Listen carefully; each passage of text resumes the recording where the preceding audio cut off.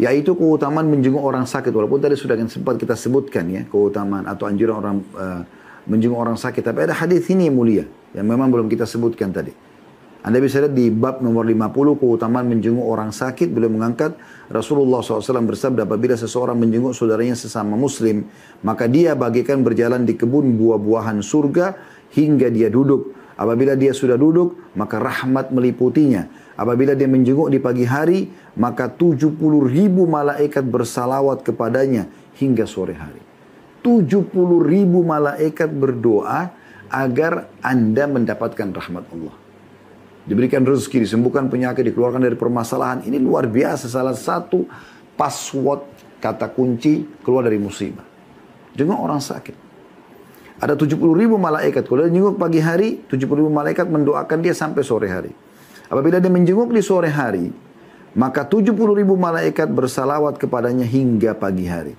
Kalau datang sore hari kayak kita sekarang sore hari begini, maka 10 menit aja dia datang ke rumah sakit, dia jenguk di rumahnya, saudaranya, kerabatnya, orang tuanya yang sedang sakit, saudara muslim yang lain, tetangga misalnya. Kemudian dia pergi, ya. 10 menit lalu dia pulang gitu maksudnya. Maka dari sore itu sampai besok pagi, 70.000 malaikat non-stop mendoakan dia. 70.000, satu aja malaikat doakan sudah luar biasa. Anda bisa lihat di situ putnot nomor 181, ya, diriwayatkan Tirmidzi, Ibnu Majah dan Ahmad. Dan ini juga disebutkan oleh Syekh Albani dalam Sahih Ibnu Majah dan juga Sahih Tirmidzi, ya. Dan hadis ini disepakati oleh umumnya ulama-ulama hadis bahwasanya hadis ini adalah hadis yang sahih. Ini luar biasa. Ya. Keutamaan ini. Jadi kalau kita menjenguk orang sakit, sama kita sedang dari keluar rumah nih, naik mobil, naik motor, sampai kita tiba di tempat dia, kita duduk, maka kita seperti lagi jalan di taman-taman surga. Ya. Dan memetik buah-buahnya ini. Ya, sampai kita duduk, ya. Jadi kita kayak jalan di taman-taman surga. Allahu a'lam maknanya mungkin adalah nanti Allah akan balas, kita akan jalan di taman-taman surga ya, yang penuh dengan buah-buahan. Kemudian sampai dia duduk. Apabila dia sudah duduk, maka rahmat meliputinya. Kasih sayang Allah SWT datang padanya. Ya, rahmat Allah luas, masuk dalamnya pengampunan dosa, peninggian derajat, pemenuhan kebutuhan, semua masuk dalam rahmat. Kemudian malaikat kalau dia jenguk di pagi hari, 70.000 bersalawat pada Allah. Mohon kepada Allah agar diberikan rahmat, diampuni dosanya. Sampai sore hari. Dia jenguk pagi hari cuma 10 menit saja. Sampai sore malaikat doakan. 70.000 sekali lagi. Kalau dia jenguk sore hari, 10 menit saja. Dari sore itu sampai esok pagi, 70.000 malaikat mendoakan dia. Ini luar biasa. Ya, ini luar biasa. Kemudian teman-teman sekalian, ada bab ke-51 di situ ya. Doa orang sakit yang tidak memiliki harapan untuk hidup. Maksudnya kelihatan sudah dalam kondisi seperti akan meninggal dunia, kelihatan lemas sekali. Dokter juga mengatakan tidak ada harapan, ya. Maka kita mendoakan di sini doa yang pertama diriwayatkan Bukhari jilid 7 halaman 10 dan Imam Muslim jilid 4 halaman 1893. Ada di bab 51 ya. Allahumma gfirli warhamni wa alhiqni birrafiqil a'la. Maksudnya ini kalau dia kondisinya sendiri tahu kalau dia kayaknya penyakit saya berat sekali nih. Apalagi sudah ada faktor umur. Maka dia mengatakan, ya Allah ampunilah aku. Dia berdoa dirinya sendiri, orang yang sakit ini. Allahumma gfirli, warhamni, kasihanilah aku. Wa alhiqni birrafiqil a'la. Dan susurkanlah aku dengan para kekasih di surga yang paling tinggi. Ini yang disebutkan oleh Nabi SAW pada saat beliau meninggal, bari rafiqul a'la. Ya, beliau memilih tempat tertinggi di surga. Nabi SAW memasukkan kedua tangan beliau ke dalam air. Lalu beliau mengucapkan atau mengusap wajahnya pada saat beliau sudah merasa sudah sangat sakit. Ya, kemungkinan akan meninggal. Beliau mengambil air lalu mengusap wajahnya sambil mengatakan, La ilaha illallah inna lil mauti la sakarat. Tidak ada Tuhan yang berhak disembah kecuali Allah. Sungguhnya kematian itu memiliki sakarat atau rasa sakit atau rasa yang penuh dengan kekhawatiran. Kita dianjurkan mengucapkan La ilaha illallah. Hadis riwayat Bukhari jilid 8 halaman 144. Ini bagi orang yang dia dirinya sudah tidak ada harapan gitu. Dia sendiri harus berdoa. Dia sudah tahu penyakitnya, dia sudah rasa lemas sekali. Penyakitnya sudah komplikasi ya. Dalam riwayat lain dia mengatakan La ilaha illallah wallahu akbar. La ilaha illallah wahdahu. La ilaha illallah wahdahu la syarikalah. La ilaha illallah lahul mulku wa lahul hamdu. La ilaha illallah wa la hawla wa la quwata illa billah. Tidak Tuhan yang berhak disembah kecuali Allah. Allah Maha Besar. La ilaha illallah wallahu akbar. La ilaha illallah wahdah. Tidak Tuhan yang berhak disembah kecuali Ia satu saja. Ya, Ia semata. La ilaha illallah wahdahu la syarikalah. Ya. Lahul mulku wa lahul hamd. Tidak ada Tuhan yang berhak disembah kecuali dan tidak ada sekutu bersamanya. Ya. Miliknya lah kerajaan dan miliknya puji-pujian. La ilaha illallah wa la hawla wa la quwata illa billah. Tidak ada Tuhan yang berhak disembah kecuali Allah dan tidak ada daya dan kekuatan kecuali milik Allah. Kecuali milik Allah. Ya, ini kalau dia melihat dirinya sudah tidak ada harapan lagi, ya. Dan bagi Anda yang sedang menjenguk orang yang sedang sakit, dianjurkan Anda mengingatkan tentang kalau misal dianggap ini orang takutnya nanti sudah meninggal nih, gitu kan. Anda ingatkan supaya dia memperbanyak kalimat la ilaha illallah, ya. Anda juga mengingatkan dia tentang taubat nasuha. Kalau dia orang non-muslim, ajak dia masuk Islam. Jangan pernah takut dia terima atau tidak terima, itu nggak penting. Karena pernah disebutkan dalam sebuah riwayat yang sahih diriwayatkan oleh Bukhari, bahwasanya Nabi SAW pernah datang dan duduk di atas kepala, maksudnya di bagian atasnya ranjang, dan Nabi SAW datang di atas kepala, bagian kepala, bagian atas ranjang seorang anak muda Yahudi. Kemudian Nabi tahu orang ini sudah akan meninggal. Kata Nabi SAW, masuk Islamlah. Maka anak itu melirik ke ayahnya. Ayahnya ada dekat situ. Lalu kata ayahnya, Ati' Abul Qasim. Ikutilah ayahnya Qasim. Maksudnya Nabi SAW. Maka orang itu pun syahadat. Pas habis syahadat meninggal. Subhanallah. Kata Nabi SAW, Alhamdulillah alladhi ankadahu minan nar. Segala puji bagi Allah yang telah menyelamatkan dia dengan syahadat ini dari api neraka. Dari api neraka. Ada pertanyaan di sini teman-teman sekalian. Boleh nggak kalau kita sedang menjenguk orang sakit, memang kita menangis? Karena orang ini sangat agung kedudukannya di sisi kita, ya.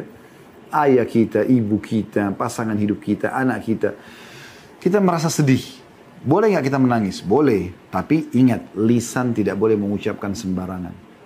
Karena disebutkan dalam sebuah riwayat bahwasanya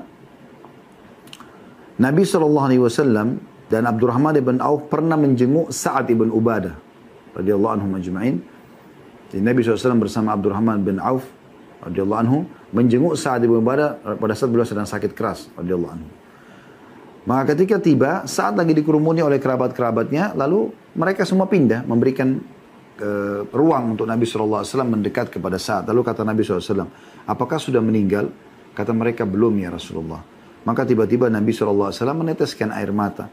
Ya. Lalu beliau bersabda, Ala tasma'una inna Allah la yu'adzibu bidam'il 'aini wala bihusnil qalbi walakin yu'adzibu bihadza wa asyara ila lisanihi sallallahu alaihi wasallam. Artinya, tidakkah kalian mendengar bahwa Allah tidak akan menyiksa dengan air mata? Kalau orang menangis karena sedih, itu tidak disiksa dia dan tidak disiksa juga orang yang sedang sakit atau orang yang sedang menghadapi kematian itu. Dan juga Allah tidak akan menyiksa dengan kesedihan hati, kan itu alami manusia, gitu kan, manusiawi. Akan tapi dia Allah akan menyiksa dengan sebab beliau memberikan isyarat dengan lidahnya. Ini lisannya yang ngomong sembarangan nih. Kenapa dia yang sakit, kenapa dia yang mati, kenapa bukan saya? Nah, ini yang tidak boleh. Itu namanya niyaha, ya, niyaha. Pukul-pukul badan, jambak rambutnya, ucapin kata-kata yang tidak benar, ini semua yang berbahaya, ya. Kemudian kita juga boleh teman-teman sekalian kalau menjenguk orang sakit, menanyakan kabar dia, menanyakan. Karena pernah disebutkan dalam sebuah riwayat, diriwayatkan Imam Bukhari, Aisyah berkata, radhiyallahu anha, pada saat Nabi SAW datang ke kota Madinah, Abu Bakar dan Bilal sakit. Secara bersamaan dua-duanya sedang sakit. Dan kebetulan dua-duanya berada di satu tempat. Maka Aisyah mengatakan, aku pun menjenguk mereka, lalu aku bertanya, wahai ayahku bagaimana kabarmu? Lalu Aisyah pun bertanya pada Bilal, wahai Bilal, bagaimana keadaanmu? Ini riwayat Bukhari. Berarti ini menandakan boleh saja seorang laki-laki menanyakan kabar wanita yang sedang sakit, atau wanita yang sedang sakit menanyakan kabar laki-laki. Karena Aisyah di sini bertanya pada Bilal, Bilal bukan mahramnya tapi bukan berduaan, ya. Menanyakan kabar dibolehkan saja. Misalnya karena di sini berpapasan juga Abu Bakar sedang bersama dengan Bilal di satu tempat. Kita tambahkan ada doa-doa yang penting, ya. Mungkin kita tutup dengan ini. Kalau orang sedang sakit, Selain tadi doa dua, la ba's tahur insyaallah, masih ingat tadi? Ya, di bab 49 tidak masalah. Semoga penyakit tidak masalah bagimu dan semoga menjadi pembersih dosa. Kemudian ditambah juga as'alullahal azim rabbal arsyil azim ayyashfiyaka 7 kali. Yang tadi Nabi dijamin akan sembuh penyakitnya ya. Juga kita tambah ya dengan penyakit doa-doa yang lain. Seperti misalnya dalam sebuah riwayat yang sahih ya. Riwayat ini diriwayatkan oleh Imam Muslim dalam Kitabus Salam bahwasanya pernah Jibril ya, kata dari Abu Sa'id Al-Khudri radhiyallahu anhu beliau mengatakan Jibril mendatangi Nabi SAW dan mengatakan, wahai Muhammad, apakah engkau menderita sakit? Kata Nabi SAW, iya. Maka Jibril mengatakan, Bismillahi arkika min kulli syai'in yu'dhika. Ya. Min syarri kulli nafsin aw ainin hasid Allah yashfika bismillahi arkik. Artinya, Bismillah arkik, dengan nama Allah aku merukiamu. Ya. Min syarri min kulli syai'in yu'dhika. Dari segala sesuatu yang menyakitimu.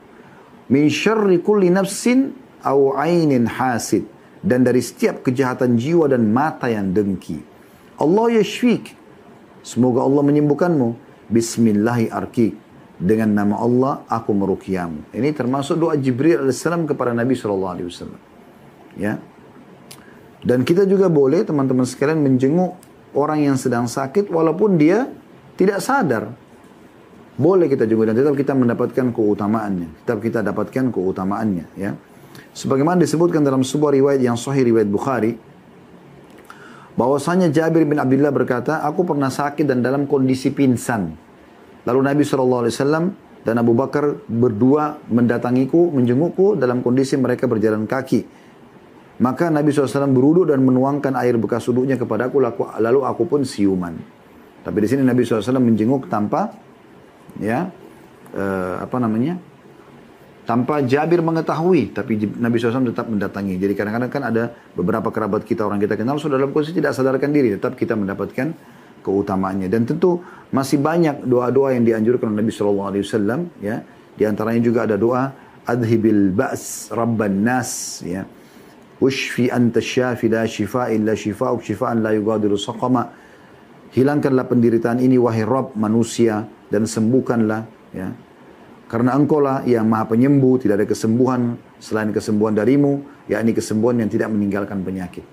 Insya Allah di buku doa ini juga ada kok ya. Dan di beberapa buku-buku doa yang lain juga ada ya. Di dia tentang masalah ruqyah syariah juga ada. Kemudian juga ada doa adhibil ba's rabban nas biyadika syifa'u la kashifa illahu illa ant. Ya artinya adhibil ba's rabban nas, hilangkanlah penderitaan ini wahai Rabb manusia, biyadika asy-syifa, di tanganmu lah kesembuhan itu, la kashifa lahu illa ant, tidak ada yang menghilangkan penyakit itu kecuali engkau. Nah, ini termasuk kita dianjurkan untuk baca ya.